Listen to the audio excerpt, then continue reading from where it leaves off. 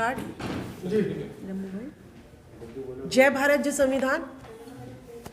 आचार संहिता कुछ ही दिनों में लगने वाली है और मैं देश के प्रधानमंत्री आदरणीय नरेंद्र मोदी जी से और पार्लियामेंट में जितने भी चाहे सामान्य वर्ग के हों चाहे आरक्षित वर्ग के सांसद हैं, मैं उनसे अपील करना चाहूँगी कि आज देश की जनता SSS को लागू करने की अपील करती है।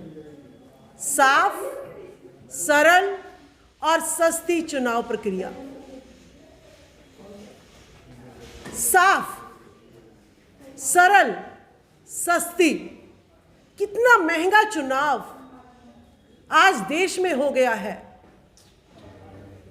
कि एक टैलेंटेड, एक इंटेलिजेंट, एक डॉक्टर, इंजीनियर, साइंटिस्ट भी अगर चाहे कि मैं चुनाव लड़ूं और इस देश को साइंटिफिक सोच दूं, वो लड़ नहीं सकता है। तो मैं अपील करूंगी आदरणीय नरेंद्र मोदी जी से कि चुनाव आयोग साफ चुनाव कराए, फ्री, फेयर, ट्रांसपेरेंट चुनाव कराए। बहुसंख्यक समाज की अगर मैं बात करूं तो वो आर्थिक रूप से कमजोर है। शासन प्रशासन में उनकी भागीदारी, प्राइवेट कंपनीज में उनकी भागीदारी नगण्य है। अगर बड़ी पार्टियां आरक्षित सीटों पर MP का चुनाव कराती हैं तो वो उसकी आर्थिक रूप से मदद करती हैं। वो बहुसंख्यक समाज का जो नेता है, जो सांसद है, वो उस कर्जे को उतारने के लिए मजबूर हो जाता है और अपनी पार्टी के नेताओं के आकाओं की जो गलत नीतियां है उसका विरोध नहीं कर पाता है। जैसा कि देखने में आया कि जब EWS 1 से 2% जो सामान्य वर्ग के EWS के लोग हैं उनका 10% रिजर्वेशन का बिल संसद में पारित होता है और बहुसंख्यक समाज के जो सांसद हैं उसको अपोज नहीं करते हैं। वो कहते हैं कि हाँ, कि ये उनकी आर्थिक स्थिति को सुधारने का जो बिल है, हम उसका जो है तहे दिल से जो है हम उसको कबूल करते हैं, उसको अपनाते हैं। लेकिन यही बहुसंख्यक समाज के सांसद जब बहुसंख्यकों की हिस्सेदारी की बात आती है तब वो बोल नहीं पाते हैं, तब वो अपने आप को कहीं महसूस करते हैं कि हम उस कर्जे के, चुनाव का जो कर्जा है उसके नीचे तले हुए, दबे हुए हैं। अगर हमने अपने हितों की बात कही, अपने समाज के लोगों की बात कही तो वो कर्जा जो है मुझे जो है सताएगा, मुझे पार्टी से निष्कासित कर दिया जाएगा, मुझ पे ED CBI का जो है दबदबा रहेगा, जिस वजह से बहुसंख्यक समाज के जो नेता हैं अपने समाज की हिस्सेदारी, हकदारी की बात नहीं रख पाते हैं। मैं अपील करूंगी कि आप 60% SEBC, socially economically backward class, इसका जो रिजर्वेशन है, जो इसकी हिस्सेदारी है, जो इसका प्रतिनिधित्व है पार्लियामेंट में, वो 60% होना चाहिए। लेकिन है कितना उसका परसेंटेज? उसका परसेंटेज जो है 15 से 20% ही है। लेकिन अगर मैं बात करूं सामान्य कैटेगरी की तो उसका जो प्रतिनिधित्व है वो संसद में 60 से 70% है। तो ये जो लोकतंत्र में जो ये भेदभाव हो रहा है, ये लोकतंत्र की डेफिनेशन को जो है लज्जित करता है, उसका अपमान करता है।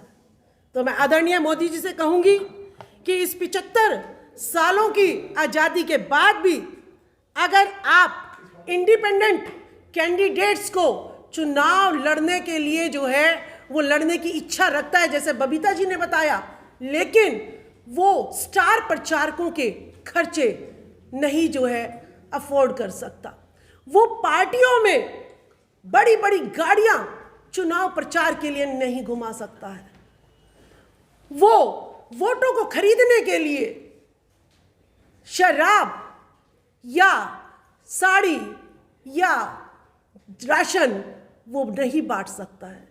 तो कैसे एक सच्चा, एक ईमानदार और एक मिशन का आदमी जो सेवा करना चाहता है वो पार्लियामेंट पहुंच सकता है? वो पार्लियामेंट बिल्कुल नहीं पहुंच सकता जब तक इतना महंगा चुनाव जो है देश में होता रहेगा। मैं बात करूंगी अभी राजस्थान में जो एक शिक्षिका थी हेमलता बैरवा।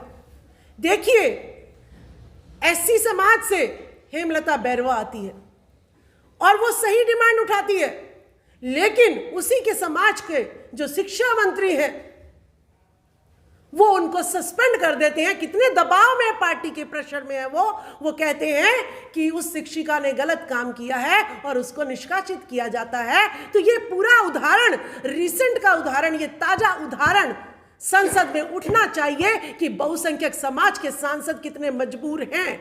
क्यों मजबूर हैं वो? क्योंकि वो इसलिए मजबूर हैं क्योंकि बड़ी पार्टियां जब तक देश में टीवी पर जो है बड़ी बड़ी पार्टियों के ही प्रचार चलते हैं। मोदी जी, एक गरीब इंडिपेंडेंट कैंडिडेट कहाँ टीवी में नजर आता है? कहीं टीवी में नजर नहीं आता। जब तक टीवी में जो हर घर में इडियट बॉक्स टंगा हुआ है, टेलीविजन टंगा हुआ है, वो दो ही नाम रटे जा रहा है, वो प्रचार के पैसे वो हमारे पास नहीं है। तो हम कैसे संसद में पहुंचेंगी? हम महिलाएं आर्थिक रूप से कमजोर हैं, हम कैसे संसद में पहुंचेंगी? तो मैं अपील करूंगी, कम शब्दों में अपील करूंगी कि बहुसंख्यक समाज से कि 2024 में महिलाएं आप लोगों की तरफ देख रही हैं, जो टैलेंटेड हर कैटेगरी के जो युवा हैं, मेल कैंडिडेट्स हैं, ये भी मोदी जी आपकी तरफ देख रहे हैं कि चुनाव की प्रक्रिया को आप सरल बना दीजिएगा, साफ बना दीजिएगा और जो है सस्ता बना दीजिएगा। अगर हम चुनावों में 2 चुनाव लड़ चुकी हूँ, 2 चुनाव में मैं क्या देखती हूँ कि बाहर जो बूथ एजेंट बैठा दिए जाते हैं वो गुंडागर्दी करते हैं, वो आंख दिखाते हैं, वो जो है अगर उनके टेबल पर आप नहीं जाओगे तो वो आपका जो है ना खेतों में काम करना बंद कर देंगे, आपके बच्चों को जो है बीच रास्ते में रोकेंगे। तो क्यों बाहर जो है बूथ एजेंट जो है बैठते हैं? तो इस तरीके के जो गुंडागर्दी है ये जब तक चलेगी इस देश में, तब तक यहाँ पर बृजभूषण शरण जैसे सांसद जो हैं आते रहेंगे और महिलाओं की इज्जत यूं ही रुस्वा होती चली जाएगी। तो मेरी अपील है कि चुनाव प्रक्रिया में 2024 से पहले सुधार हो जाना चाहिए, नहीं तो ये देश लोकतांत्रिक देश नहीं रहेगा। बहुत बहुत धन्यवाद। Thank you.